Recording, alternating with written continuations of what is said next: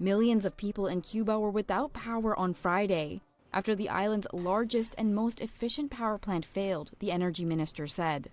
Earlier in the day, the government had shut down schools and non-essential industry and sent most state workers home in a bid to keep the lights on.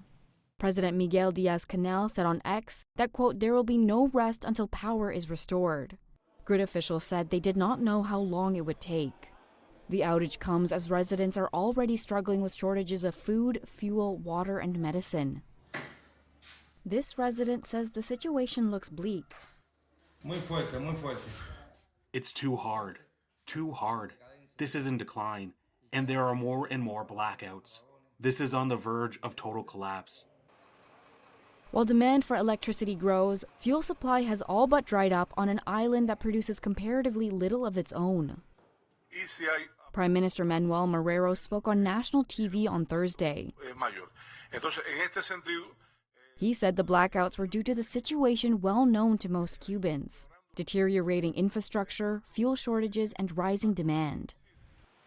Dangerous weather conditions that began with Hurricane Milton last week crippled the country's ability to deliver fuel to power plants from boats offshore, officials said. The government has also long blamed the U.S. Cold War-era embargo and sanctions under former President Donald Trump for difficulties in acquiring fuel and spare parts to operate its oil-fired plants. Cuba's largest oil supplier, Venezuela, has also reduced shipments in the first 9 months of the year, according to vessel monitoring data and internal shipping documents. Russia and Mexico have also greatly reduced fuel shipments to the island. Earlier on Friday, Cuban electricity officials said they expect power generation to improve in the coming days, as the weather allows fuel from prior deliveries to be distributed around the island.